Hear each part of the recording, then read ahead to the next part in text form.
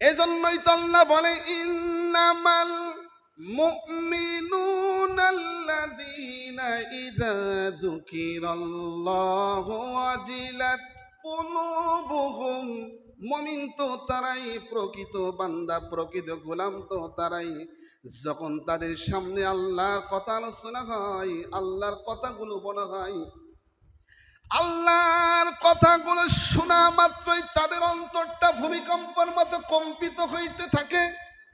যখন ভূমিকম্প শুরু হয় তখন ঘরগুলো কাঁপতে থাকে, বিল্ডিং গুলো কাঁপতে থাকে। যে জমিনের উপরে মানুষ দাঁড়িয়ে থাকে ওই বিল্ডিং গুলো থরথর থরথর করে কাঁপতে থাকে।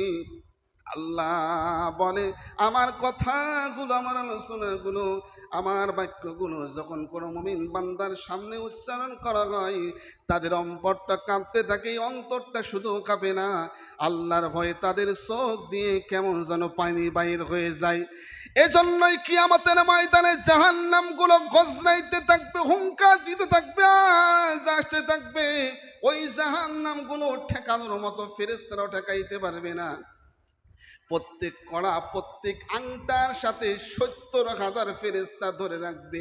এই ৭০,০০০ ফেরেশতাও আংটা ধরে রাখতে পারবে, শিকল ধরে রাখতে পারবে না, জাহান্নামকে ঠেকিয়ে রাখতে পারবে না। রব্বুল আলামিন তখন ওই জাহান্নামের উপরে কিছু পানি ছেড়ে দেবে। এই পানিটা ছাড়ানোর সাথে সাথে জাহান্নাম ৭০,০০০ গজ দূরে চলে যাবে। বলুন আল্লাহু আকবার। ফেরেশতারা তখন বলবে, ও আল্লাহ, এটা আমার কিসের পানি? এক একটা কড়া, এক একটা আংটার মাথায় ৭০,০০০ ফেরেশতা ধরে রাখতে পারে না, শুধু একটু পানি ছেড়ে দিয়েছেন। এই পানি ফেলানোর সাথে সাথেই জাহান্নাম ৭০,০০০ গজ দূরে চলে গিয়েছে। আল্লাহ বলে, ও ফেরেশতারা, দুনিয়ার কোনো পানি না, এটা সেই পানি যেই পানিটা আমার বান্দা আমার কথাগুলো শোনার পরে, আলোচনা শোনার পরে, কোরআনের কথা শোনার পরে, হাদিসের কথা শোনার পরে তাদের চোখ দিয়ে টপ টপ করে পানি বাইর হয়েছে। এই পানিটা আমি আল্লাহ জমা করে রেখেছি। এই পানিটা ছাড়ার সাথে সাথে জাহান্নামটা ৭০,০০০ গজ দূরে চলে যায়। বলুন আল্লাহু আকবার। চোখের পানির কত দাম! এই জন্য হাদিসের ভিতরে বলেন, যেই চোখ আল্লাহর ভয়ে ক্রন্দন করে, যেই চোখ থেকে আল্লাহর ভয়ে পানি বাইর হয়, ওই চোখ কোনোদিন আল্লাহ, ওই চোখ কোনোদিন জাহান্নাম স্পর্শ করতে পারবে না, ওই চোখ কোনোদিন জাহান্নামের আগুন লাগবে না। বলুন সুবহান। এজন্য রব্বুল আলামিন বলেন, ইন্নামাল মুমিনুনাল্লাযীনা ইযা যুকিরাল্লাহু ওয়াজিলাত কুলুবুহুম। মুমিন তো তারাই যাদের সামনে আল্লাহর কথাগুলো বলা হয়, আল্লাহর গুণাবলীগুলো বর্ণনা করা হয়, আলোচনা করা হয়।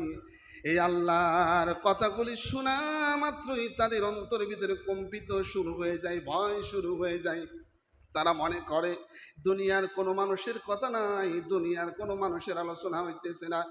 মসজিদে যখন আজান হয়, আজান হওয়ার সাথে সাথেই মমিন বান্দা তো তারাই দুনিয়ার কোনো কাজের ভিতরে তার লিপ্ত থাকতে পারে না।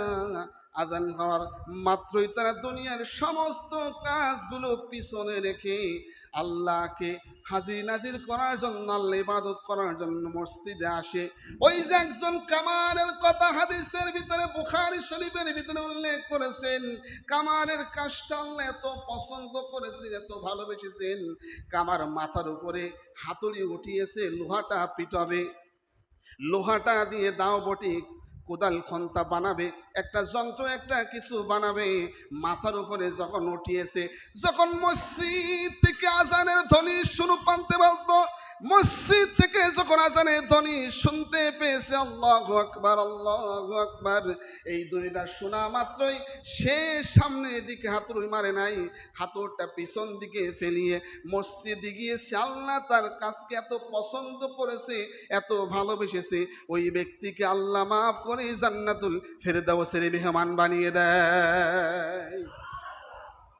এজন্য আল্লাহ বলে, আমার আলোচনা শোনার পরে যাদের অন্তরটা ভূমিকম্পের মতো কম্পিত হইতে থাকে, ওয়াইদা তুলিয়াত আলাইহিম আয়াতুহু যাদাতুহুম ঈমানা, পরের আয়াত পরের অংশের ভিতরে আল্লাহ বলে, এবং যাদের সামনে আল্লাহর কোরআনের কথাগুলো, কোরআনের আয়াতগুলো তেলাওয়াত করা হয়, শুনতেই পারে, তখন তাদের ঈমানটা বৃদ্ধি পায়।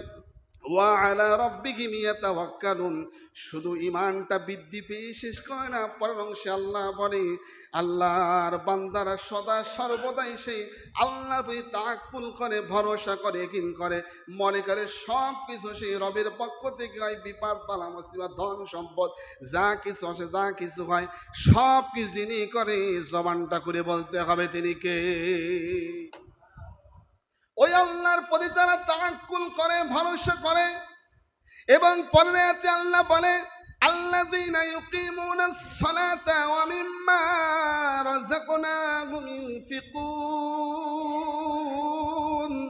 আল্লাহ পরের আয়াতে বলে, যারা নামাজের সময় হয়েছে, আমি আল্লাহর বিধান পালন করার সময় হয়েছে, সাথে সাথে মসজিদে যায়, নামাজ আদায় করে। আল্লাযীনা ইউকিমুনাস সালাতা ওয়া মিম্মা রাযাকনাহুম, এবং তাদেরকে যে সম্পদ দিয়েছি, তাদেরকে যে মাল দিয়েছি, তাদের যে অর্থ দিয়েছি, মাল দিয়েছি, টাকা দিয়েছি, পয়সা দিয়েছি, হালালভাবে জীবন যাপন করার চেষ্টা করে, ঈমানকে খাঁটি রাখার চেষ্টা করে। ওই বান্দা তার মাল সম্পদ থেকে আমি আল্লাহর রাস্তায় খরচ করে, এবং নামাজের সময় হয়েছে নামাজ আদায় করে, নামাজের সময় হয়েছে নামাজ আদায় করে। উলাইকা হুমুল মুমিনুনা হাক্কা। পরের অংশে পরে আয়াতে আল্লাহ বলে, তারাই হলো সত্যিকারের মুমিন। এই সত্যিকারের মুমিনের জন্য, সত্যিকারের বান্দার জন্য আল্লাহ তিনটি পুরস্কারের ব্যবস্থা করে রেখেছেন। বলুন সুবহানাল্লাহ। আল্লাহ তিনটি পুরস্কার দেবেন এই সত্যিকারের মুমিনকে। লাহুম দারাজাতুন ইনদা রাব্বিহিম ওয়া মাগফিরাতুন ওয়া রিজকুন কারীম।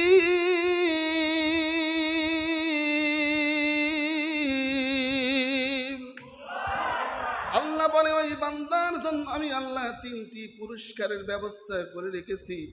এক নম্বর পুরস্কার, লাহুম দারাজাত, আমি আল্লাহ ওই বান্দার ইজ্জত, আমি ওই বান্দার সম্মানকে বাড়িয়ে দেব।